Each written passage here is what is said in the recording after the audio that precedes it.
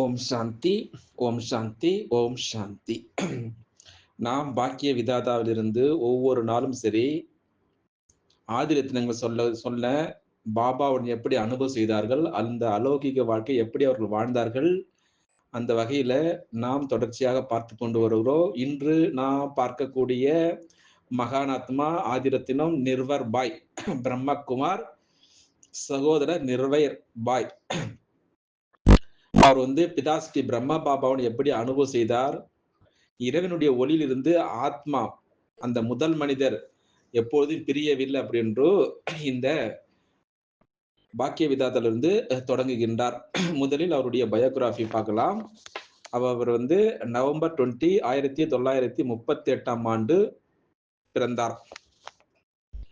அவர் சரீரம் விட்ட நாள், அதாவது பூத உடலை விட்ட நாள் செப்டம்பர் 19, 2024.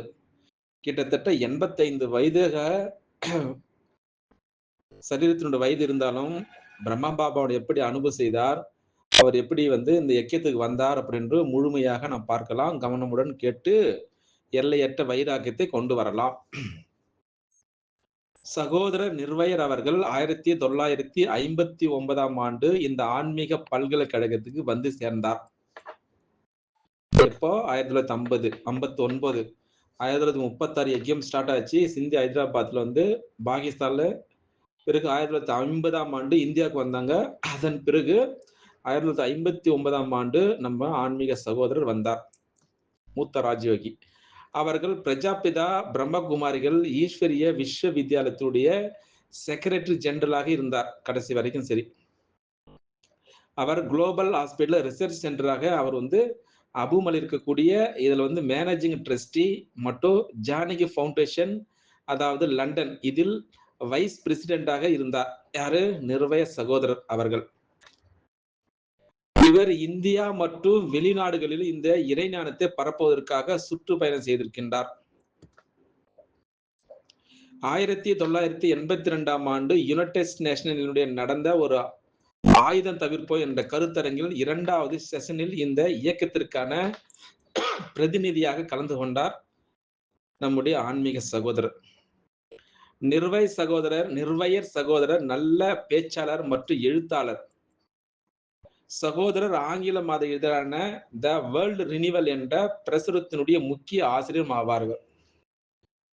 இப்படியாக நிர்வர் பாயினுடைய அவருடைய வாழ்க்கை நாம் பார்த்தோம். அவர் எங்க செய்தார், என்ன செய்தார் அப்படி என்று. சகோதரர் நிர்வயர் அவர்கள் பிரஜாபிதா பிரம்மகுமாரிகள் ஈஸ்வரி விஸ்வவித்யாலயத்தில் 1 பிப்ரவரி 1960 ஆண்டு அந்த ஆங்கில புத்தகத்தில் 1950 ஆண்டு என எழுதப்பட்டிருக்கிறது. ஒரு மாணவன் என்ற விதத்தில் வந்திருந்தேன். அந்த சமயத்தில் நான் இந்திய கடற்படையில் நேவில, அதாவது ரேடியோ ரேடார் இன்ஜினியராக இருந்தேன் அப்படின்று நிர்வயர் சகோதரன் நம்மிடம் பகிர்ந்து கொள்கின்றார் இந்த பாக்கிய விதாதம் மூலமாக. தியானம் செய்யவும் ஆன்மீக புத்தகத்தினை படிக்கவும் விசேஷமான ஆர்வமும் இருந்தது இவருக்கு. பிரம்மகுமாரி சகோதரிகள் மூலமாக எனக்கு ஆத்மா, வாழ்க்கையினுடைய லட்சியம்,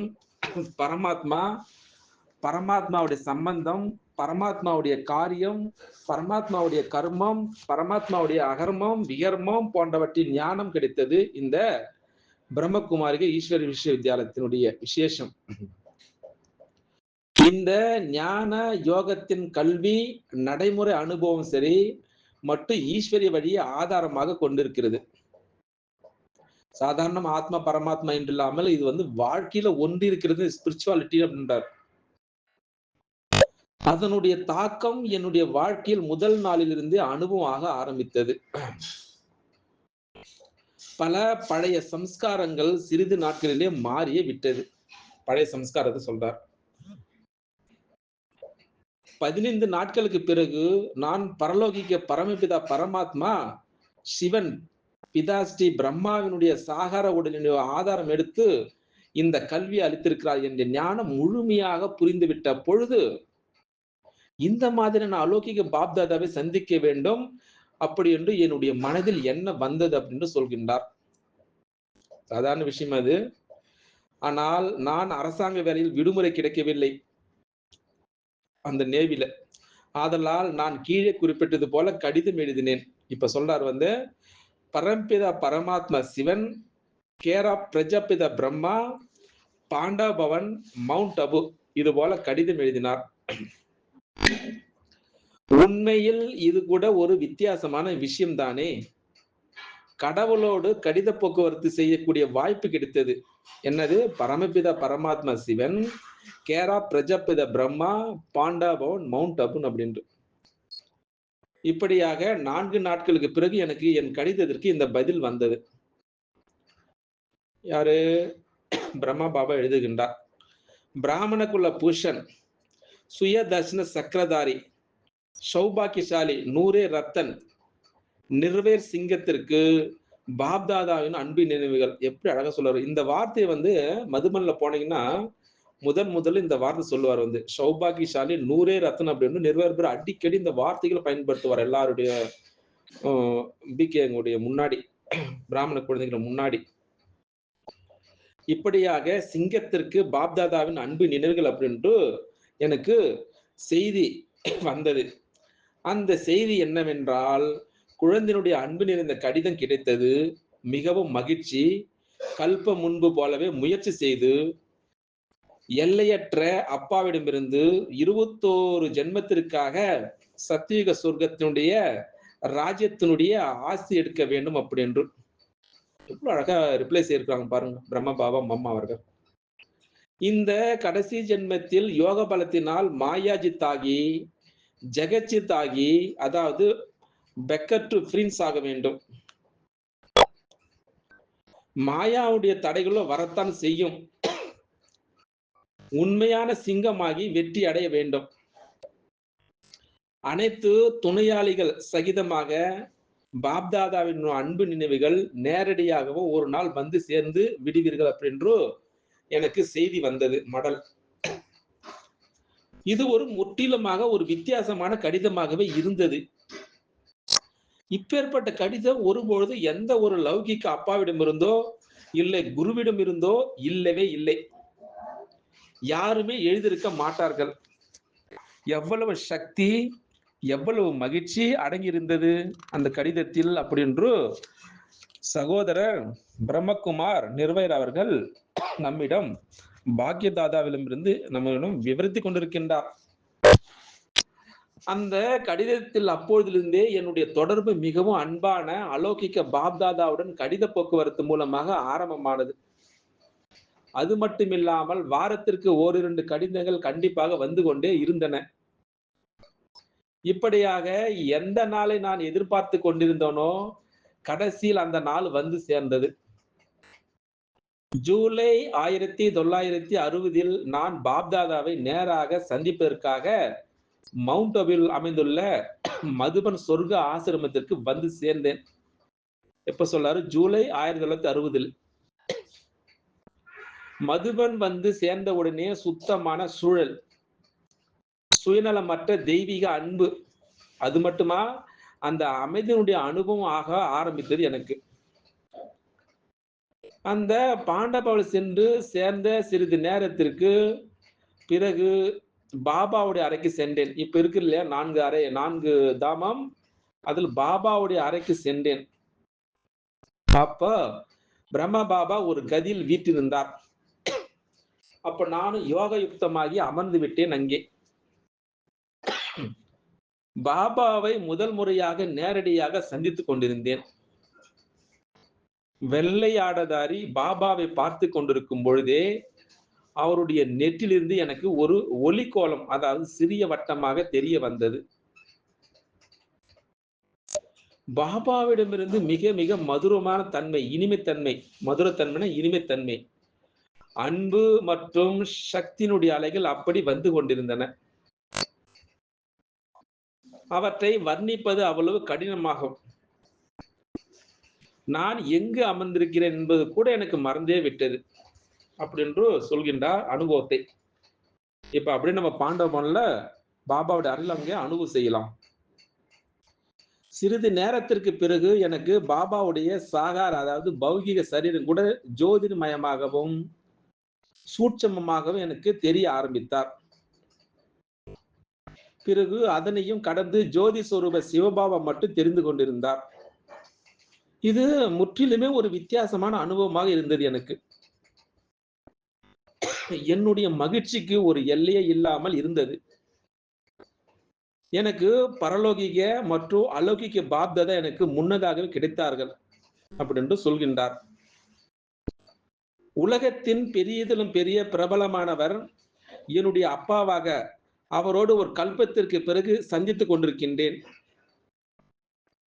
மகிழ்ச்சினால் கண்களுடைய நீரை நிறுத்த முடியவில்லை. ஆனந்த கண்ணீர் வருகிறது அப்படின்னு சொல்கின்றார். அந்த மகிழ்ச்சினால் என்னுடைய முகம் மலர்ந்து கொண்டே இருந்தது. இப்படியாக ஏறக்குறைய 15-20 நிமிடங்கள் வரை இந்த ஆத்மா சாகாரத்தில் பிரபுவுடைய சந்திப்பு செய்தல். பிரபு என்பவர் யாரு? சிவபாபா, பரமாத்மா. இந்த சந்திப்பினால் அதீந்திரிய சுகத்தினுடைய அனுபவமானது எனக்கு. இப்படியாக நான் கேட்டுக்கொண்டே இருந்தேன் அங்கே. இப்படியாக ஆதம் கடவுள் என்று சொல்லாதீர்கள். ஆதம் கடவுள் இல்லை, ஆனால் கடவுளுடைய ஒளியிலிருந்து ஆதம் பிரியவே இல்லை அப்படி என்று அந்த விஷயத்தினுடைய நடைமுறை அனுபவம் செய்தேன். சாகார பிரம்மாவுடைய, அதாவது ஆதம், அந்த உடலில் ஜோதிர்பிந்து சொரூப பரமாத்மா குதா ஆதமனுடைய ஆத்மாவோடு வீட்டிருந்தார் என எனக்கு உணர ஆரம்பித்தது. கம்பைண்டா பாப்தாதா இருக்கின்றார்கள். அந்த நாளிலிருந்து நான் ஈஸ்வரிய வாழ்க்கையில் திடமாக என்னுடையவராக ஆக்கியே விட்டேன். ஆக்கினேன் அப்படின்றார். இனி என் முழு வாழ்க்கையும் பாப்தாதாவுடைய ஸ்ரீமத் படி நடந்து ஈஸ்வரிய சேவையில் ஈடுபடுத்துவேன் அப்படி என்று நிச்சயப்படுத்தி கொண்டு விட்டேன். இப்படி அனுபவம் செய்விப்பது, பிறகு சம்ஸ்காரங்களை மாற்றுவது ஒன்றும் சாதாரண மனிதனுடைய வேலையாக இருக்க முடியாது. இவரோ அந்த சாதாரண மனித உடலில் அவதரிப்பது அசாதாரண பரம்பிதா பரமாத்மாவுடைய காரியமாகத்தான் இருந்தது. நான் எப்பொழுதெல்லாம் பிதாஸ்ரீ அவர்களுடைய முன்பாக சென்றேனோ எனக்கு அதே ஜோதி, அதாவது அவருடைய நெற்றியின் மீது தென்பட்டது. மட்டுமின்றி அவருடன் பேசும் பொழுது அளவிட்டு அலௌகிக்க ஆனந்தத்தினுடைய அனுபவம் கிடைத்துக் கொண்டே இருந்தது. அவ்வளவு இனிமையான, அவ்வளவு அன்பானவராக இருந்தார் சிவபாபா அந்த உடலில். இது போக அடுத்ததாக டிசம்பர் 1964 ஒரு நடந்த ஒரு விஷயம். மும்பையில போப்பாண்டவர், அதாவது ஹவுல் மற்றும் மற்ற முக்கிய கிறிஸ்தவர்களும் கிறிஸ்தவ காங்கிரஸில் வருவதற்கான செய்தி அனைவரும் படித்திருந்தார்கள். பலர் இதனை விரும்பவில்லை. ஆனால் அனைவருமே பரமாத்மாவுடைய குழந்தைகள் தானே, போப்பாக இருந்தால் என்ன, யாராக இருந்தால் என்ன, அனைவரும் பரலோகிக அப்பாவுடைய அவதாரத்தினுடைய அறிமுகம் கிடைத்தே ஆக வேண்டும்.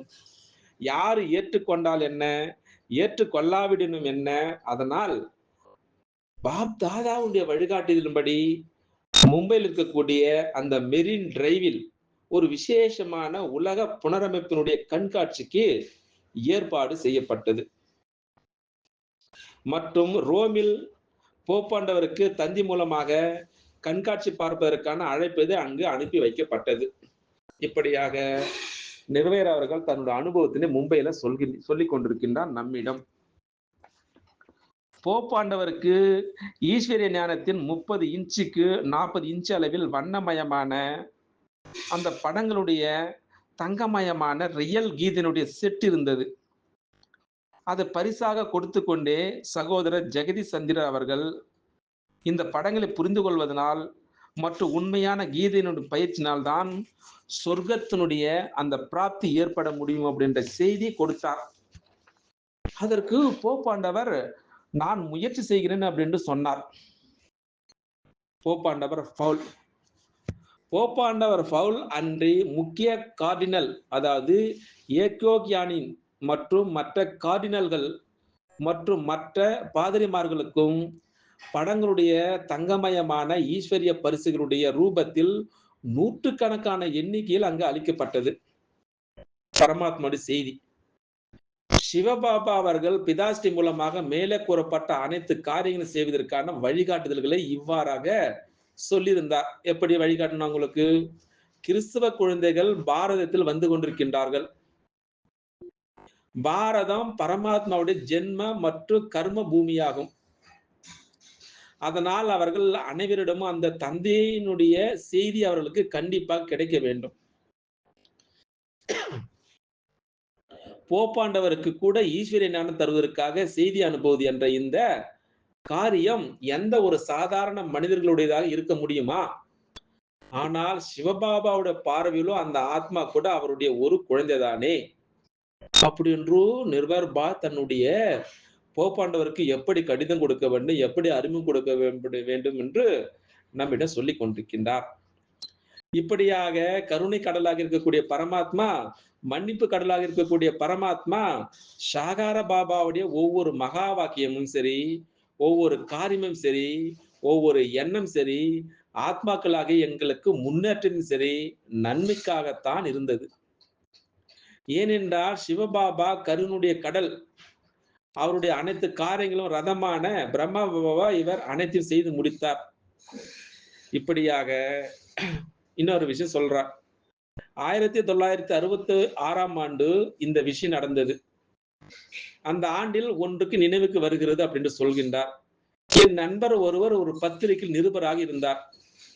அவர் இந்த ஆன்மீக இயக்கத்திற்கு ஆரம்பத்தில் எதிராக இருந்தார். அது மட்டுமல்லாமல் பாபாவுக்கு எதிரான தவறான ஒரு கட்டுரையை பத்திரிகையில் எழுதினார். என்ன எழுதினாரு? அவர் பிதாஸ்ரீயை சந்திக்க வந்தார். பாபாவுடனான சந்திப்பினுடைய ஒரு சில நொடிகளில் அவர் பச்சாபத்தினால், அந்த பச்சாபம் தான் பயங்கரமான கொடூரமான நிலை, இது பச்சாதாபம் நிறைந்தார் அந்த நிருபர். பாபாவிடம், பாபா நான் மிகப்பெரிய பாவம் செய்து விட்டேன், நான் ஓமண்டிலை பற்றி தவறான விஷயங்களை எழுதிவிட்டேன், நான் உங்களை எதிர்த்தேன், ஆனால் இன்று என் தவற்றை உணர்கின்றேன், உங்களிடம் மன்னிப்புக்கு வேண்டுகின்றேன் அப்படி என்றார். பிதாஸ்ரீ அவர்கள் புன்னைகளுடன் எதுவெல்லாம் நடந்து முடிந்து விட்டதோ அதெல்லாம் நாடகம், கடந்தவைகளை இப்பொழுது நினைவு கூற வேண்டாம். இப்படியாக பல நிருபர்கள் தாங்கள் என்ன வதந்திகளை கேட்டார்களோ அதன் அடிப்படையில் எழுதினார்கள். இவை அனைத்தும் சிவபாபாவை பாதிக்காது. ஏன்? அவர் மேல இருக்கிறார், அதனால அனைவரும் விரைவிலோ அல்லது தாமதமாகவோ உண்மையை தெரிந்து கொள்வார்கள் என்றார். என் நண்பர் இந்த பதிலை கேட்டு மகிழ்ந்து போய், பாபா இனி தங்களுக்கு எதிராக எதனை எழுத மாட்டேன், நான் தங்களது ஞானத்தை மற்றவருடைய நன்மைக்காக என்னால் முடிந்தவரை தொடர்ந்து எழுதுவேன், நான் தாங்கள் எவ்வளவு இரக்க மனம் உடையவர் என்பதையும் கருணை மனமுடையவர் என்பதை இப்போது புரிந்து கொண்டேன் அப்படின்னு அந்த நிருபர் பாபாவிடம் சொன்னார். இப்படியாக ஒரு நிகழ்ச்சி நடந்தது. அடுத்ததாக சிவபாபாவுடைய தொடர்பினால், யோகத்தினால், அதாவது வர்ண பூசப்பட்ட பிரம்மா பாபாவும் சதா தூய்மையான சிவபாபாவும் யார் தூய்மையை கடைபிடிக்கிறார்களோ அவர்களை மிகவுமே அன்பு செய்தார்கள். எவ்வளவுக்கு எவ்வளவு தூய்மையோ அவ்வளவுக்கு அவ்வளவு அவர் பாப்தாதாவிற்கு நெருக்கமாகின்றார். அந்த காலத்தில் எழுதப்படாத சட்டம் இருந்தது. என்னவென்றால், ஒரு கணவன் மனைவியும் ஒன்றாக இருக்கும் பட்சத்தில் யாரும் பிரம்மச்சரியமாக இருப்பதற்கு உறுதிமொழி எடுக்கக்கூடாது. என்னதே பாருங்க, ஒரு கணவன் மனைவியும் ஒன்றாக இருக்கும் பட்சத்தில் யாரும் பிரம்மச்சரியமாக இருப்பதற்கு உறுதிமொழி எடுக்கக்கூடாது. ஒரு வீட்டில் இருக்கும் பொழுது தூய்மையாக இருப்பது என்பது நடக்கவே முடியாது என்று கருதப்பட்டது. ஆனால் பாப்தாதா இந்த காரியத்தை நடக்கக்கூடியதாக மாற்றினார். அனைத்து பொறுப்புகளையும் நிர்வகித்துக் கொண்டே ஆயிரக்கணக்கான ஜோடிகளை யோகத்தினுடைய சக்தியினால் தாமரை மலர் போல வாழ கற்றுக் கொடுத்தார். How to lead the lotus life கற்றுக் கொடுத்தார். தாமரை போல வாழ வேண்டும் அப்படி என்று பட்டும் படாமல. ஏனென்றால் தூய்மையே ஒரு சுகம் சாந்திக்கான ஒரு ஆதாரம். சுகம் சாந்தியினுடைய அம்மா யாரு? தூய்மை. ஒரு இளம் தம்பதியினர் மும்பையில் பாபாவை சந்திக்க வந்தார்கள். பாபா அவர்களிடம் சிறிது நேரம் பேசிக்கொண்டு இருந்தார். ஒரு கதை சொல்றார். பிறகு அவர் அவர்களுக்கு லட்சுமி நாராயணன் படத்தை பரிசளித்தவரே, குழந்தைகளே, இந்த கடைசி ஜென்மத்தில் தூய்மையாக இருந்தீர்களானால் எதிர்காலத்தில் 21 பிறவிகளுக்கு இது போன்ற லட்சுமி நாராயணன் ஆவீர்கள் அப்படின்றார் அந்த பரிசு கொடுத்துட்டு.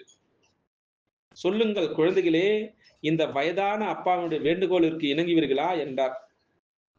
சிவபாபா நேரடியாக இந்த பிரம்மா மூலமாக உங்களிடம் பேசுகிறார் என்றால் அவர் கூறுவதை நீங்கள் ஏற்றுக்கொள்ள மாட்டீர்களா அப்படின்னு கேள்வி கேட்டுவிட்டார். பாபாவின் இனிமையான மகா வாக்கியங்கள் என்ற அம்பு நேரடியாக அந்த இளம் தம்பதியினுடைய உணர்வுகளை ஆழமாக தாக்கியது. உடனடியாக அவர்கள் இனி வாழ்நாள் முழுவதும் தூய்மையாக இருக்க வேண்டும் அப்படி என்று பாபாவுக்கு சத்தியம் செய்தார்கள். ஒரு இளம் தம்பதியினரை பிரம்மச்சரியத்தை பின்பற்ற வைக்கும் அளவுக்கான பலம் ஒரு மனிதருக்குள் இருக்க முடியுமா? என்ன கேள்வி. அதிகபட்சம் இருக்க முடியாது. இது பௌதிக இடையவரினுடைய மூலமான சர்வசக்திவனுடைய கடவுளுடைய காரியமாகும். அது மக்களுடைய பார்வையும் சரி, மக்களுடைய உள் உணர்வையும் சரி ஒரு நொடியில் மாற்றியது. இது போன்ற ஆயிரக்கணக்கான உதாரண தம்பதியர்கள் இருக்கின்றார்கள் அப்படி என்று இந்த பாக்கிய விதாதம் மூலமாக சகோதரர் பிரம்மகுமார் ராஜயோகி நிர்வயர் நம்மிடம் தன்னுடைய அனுபவங்களை பகிர்ந்து கொண்டிருக்கின்றார். இப்படியாக நான் வருடத்தில் பலமுறை சொர்க்கம் போன்ற மதுபனிற்கு அந்த தேனினும் அந்த இனிமையான பாபாவை சந்திக்க வந்திருக்கின்றேன். ஒவ்வொரு முறையும் பௌதிக சூலமான நிலையிலிருந்து சூட்சுமம் மற்றும் பரிசா நிலைக்கு பாபாவுடைய நிலையில் மாற்றம் ஏற்பட்டு கொண்டிருந்தது. நாங்கள் மனதில் பல கேள்விகளோடு பாபாவுடைய முன் செல்வோம். ஆனால் பாப்தாதாவின் முன் அமர்ந்தவுடன் அவருடைய உயர்ந்த ஆத்ம உணர்வு மிகுந்த தாக்கத்தை எங்களுக்குள் ஏற்படுத்தி அனைத்து கேள்விகளை மறக்கடித்து விடும். அது மட்டுமின்றி நாங்கள் அவ்வியக்த நிலையில் நிலைக்கவும் அதீந்திர சுகத்தை அனுபவம் செய்யவும் நாங்கள் இழுக்கப்பட்டோம் அப்படின்னு தன்னுடைய அனுபவத்தை சொல்லிக் கொண்டிருக்கின்றார். பாபாவுடைய கடைசி நாட்களில் பாபா தூக்கத்தை வென்றவராக இருந்தார். சதா விழித்துக் கொண்டிருக்கக்கூடிய ஜோதியாகவும் முழுமையடைந்த அவ்வியக்த நிலையில் இருந்தார் அப்படின்று பிதாஸ்ரீ எப்படி அவ்வியக்தமானார் அப்படின்ற நிலை நம்மிடம் அனுபவம் சொல்லிக் கொண்டிருக்கின்றார். இதை பற்றி இந்த பாக்கிய விதாதாவனுடைய கடைசியில் பிரம்ம பாபா எப்படி சரிந்துவிட்டார் அப்படின்று நாம் பார்க்கலாம் முழுமையாக. இப்படியாக நிராகாரமான கடவுள் சாகார பிரம்மா மூலமாக அடைந்த அந்த அனுபவமானது ஆன்மீக பாதையில் ஒரு கலங்கரை விளக்கமாக எனக்கு தொடர்ந்து வழிகாட்டியது மட்டுமின்றி ஊக்க உற்சாகத்தினால் நிரம்பிவிட்டது அப்படி என்று நம்முடைய ஆன்மீக சகோதரர் பிரம்மகுமார் நிர்வயர் தன்னுடைய பாக்கிய விதாதம் மூலமாக தன்னுடைய உரையை முடித்துக் கொண்டு விட்டார். பார்ப்போம். இவ்வளவு அனுபவம் செய்திருக்கின்றார். இளம் தம்பதியினரே சரி அந்த பிரம்மச்சரியத்தை கடைபிடிக்க வைத்தார் என்றால் ஒரு சாதாரண மனிதனால் முடியாது. ஒரே ஒரு அந்த ஒளி மூலமாக தான் மாற்றப்பட்டது. ஒரு ஆத்மா மட்டும் கிடையாது, 2 ஆத்மாக்கள் கிடையாது, பல லட்ச ஆத்மாக்கள் இப்படியாக அந்த தூய்மையினுடைய விரதத்தை அவர் ஏற்படுத்தியிருக்கின்றார் என்றால் அவர் எப்பேற்பட்ட சக்தி நிறைந்த வாழ்ந்தவராக இருப்பார் அப்படின்று இந்த பாக்கிய விதாதம் மூலமாக நாம் புரிந்து கொண்டு விட்டோம். பார்க்கலாம். அடுத்த நாளைக்கு விசேஷமான ஆத்மா நாம் பார்க்கலாம். அச்சா. ஓம் சாந்தி. ஓம் சாந்தி. ஓம் சாந்தி. ஓம் சாந்தி. நாம் பாக்கிய விதாதாவிலிருந்து ஒவ்வொரு நாளும் சரி ஆதிரத்தினங்கள் சொல்ல பாபாவுடன் எப்படி அனுபவம் செய்தார்கள், அந்த அலௌகிக வாழ்க்கை எப்படி அவர்கள் வாழ்ந்தார்கள், அந்த வகையில நாம் தொடர்ச்சியாக பார்த்து கொண்டு வருகிறோம். இன்று நாம் பார்க்கக்கூடிய மகானாத்மா ஆதிரத்தினம் நிர்வர் பாய் பிரம்மகுமார் சகோதரர் நிர்வயர் பாய். அவர் பிதாஸ்ரீ பிரம்மா பாபாவுடன் எப்படி அனுபவம் செய்தார், இறைவனுடைய ஒளியிலிருந்து ஆத்மா அந்த முதல் மனிதர் எப்போதும் பிரியவில்லை அப்படின்று இந்த பாக்கிய விதாத்திலிருந்து தொடங்குகின்றார். முதலில் அவருடைய பயோகிராஃபி பார்க்கலாம். அவர் நவம்பர் 20, 1938ஆம் ஆண்டு பிறந்தார். அவர் சரீரம் விட்ட நாள், அதாவது பூத உடலை விட்ட நாள் செப்டம்பர் 19, 2024. கிட்டத்தட்ட 85 வயதாக சரீரத்தினுடைய வயது இருந்தாலும் பிரம்மா பாபாவோட எப்படி அனுபவம் செய்தார், அவர் எப்படி இந்த யக்கியத்துக்கு வந்தார் அப்படின்னு முழுமையாக நாம் பார்க்கலாம். கவனமுடன் கேட்டு எல்லையற்ற வைராக்கியத்தை கொண்டு வரலாம். சகோதரர் நிர்வயர் அவர்கள் 1959ஆம் ஆண்டு இந்த ஆன்மீக பல்கலைக்கழகத்துக்கு வந்து சேர்ந்தார். எப்போ 1950, 59, 1936 எக்ஸாம் ஸ்டார்ட் ஆச்சு. சிந்தி ஹைதராபாத்ல வந்து பாகிஸ்தான்ல. பிறகு 1950ஆம் ஆண்டு இந்தியாவுக்கு வந்தாங்க. அதன் பிறகு 1959ஆம் ஆண்டு நம்ம ஆன்மீக சகோதரர் வந்தார், மூத்த ராஜயோகி.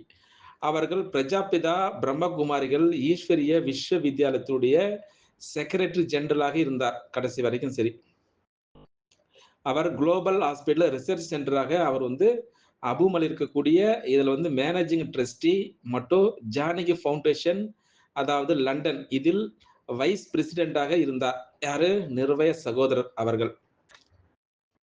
இவர் இந்தியா மற்றும் வெளிநாடுகளில் இந்த இறைஞானத்தை பரப்புவதற்காக சுற்றுப்பயணம் செய்திருக்கின்றார். 1982ஆம் ஆண்டு யுனைடெட் நேஷன்களினுடைய நடந்த ஒரு ஆயுதம் தவிர்ப்போம் என்ற கருத்தரங்கில் 2வது செஷனில் இந்த இயக்கத்திற்கான பிரதிநிதியாக கலந்து கொண்டார் நம்முடைய ஆன்மீக சகோதரர். நிர்வயர் சகோதரர் நல்ல பேச்சாளர் மற்றும் எழுத்தாளர். சகோதரர் ஆங்கில மாத இதழான த வேர்ல்ட் ரினிவல் என்ற பிரசுரத்தினுடைய முக்கிய ஆசிரியர் ஆவார்கள். இப்படியாக நிர்வர் பயனுடைய அவருடைய வாழ்க்கை நாம் பார்த்தோம். அவர் எங்க செய்தார், என்ன செய்தார் அப்படி என்று. சகோதரர் நிர்வயர் அவர்கள் பிரஜாபிதா பிரம்மகுமாரிகள் ஈஸ்வரி விஸ்வவித்யாலயத்தில் 1 பிப்ரவரி 1060ஆம் ஆண்டு அந்த ஆங்கில புத்தகத்தில் 1950ஆம் ஆண்டு என எழுதப்பட்டிருக்கிறது. ஒரு மாணவன் என்ற விதத்தில் வந்திருந்தேன்.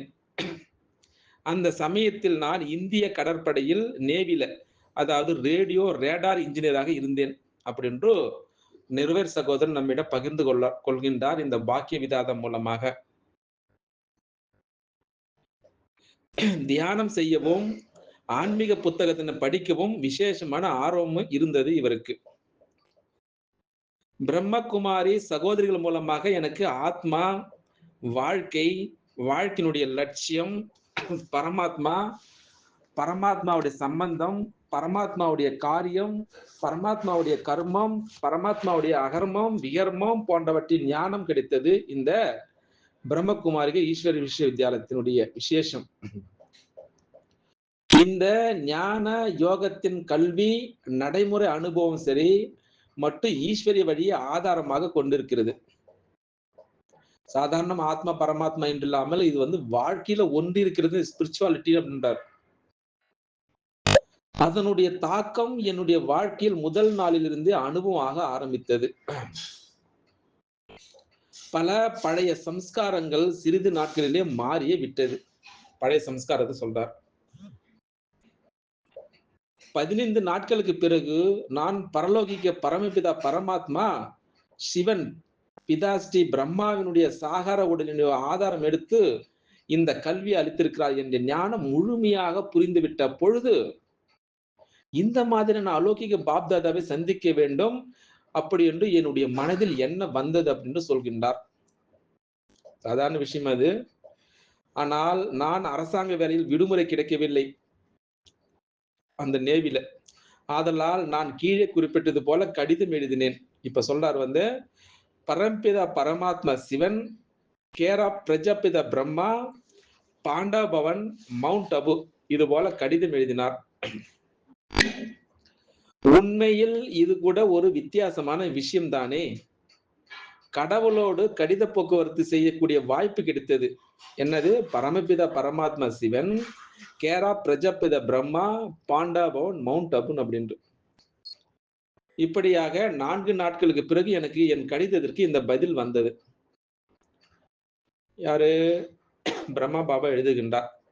பிராமண குல பூஷன், சுய தர்ஷன சக்கரதாரி, சௌபாக்கியசாலி, நூரே ரத்தன், நிர்வேர் சிங்கத்திற்கு பாப்தாதாவின் அன்பின் நினைவுகள். எப்படி அழகா சொல்றாரு. இந்த வார்த்தையை வந்து மதுமன்ல போனீங்கன்னா முதல்ல இந்த வார்த்தை சொல்லுவார் வந்து சௌபாகியசாலி, நூரே ரத்தன் அப்படின்னு நிர்வேர் அடிக்கடி இந்த வார்த்தைகளை பயன்படுத்துவார் எல்லாருடைய பிகேங்களுடைய முன்னாடி, பிராமண குழந்தைகளை முன்னாடி. இப்படியாக சிங்கத்திற்கு பாப்தாதாவின் அன்பு நினைவுகள் அப்படின்ட்டு எனக்கு செய்தி வந்தது. அந்த செய்தி என்னவென்றால், குழந்தையினுடைய அன்பு நிறைந்த கடிதம் கிடைத்தது. மிகவும் மகிழ்ச்சி. கல்ப முன்பு போலவே முயற்சி செய்து, எல்லையற்ற அப்பாவிடமிருந்து 21 ஜென்மத்திற்காக சத்தியுக சொர்க்கத்தினுடைய ராஜ்யத்தினுடைய ஆசி எடுக்க வேண்டும் அப்படி என்று.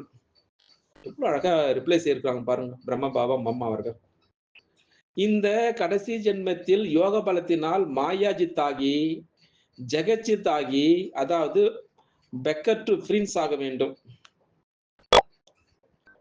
மாயாவுடைய தடைகளும் வரத்தான் செய்யும். உண்மையான சிங்கமாகி வெற்றி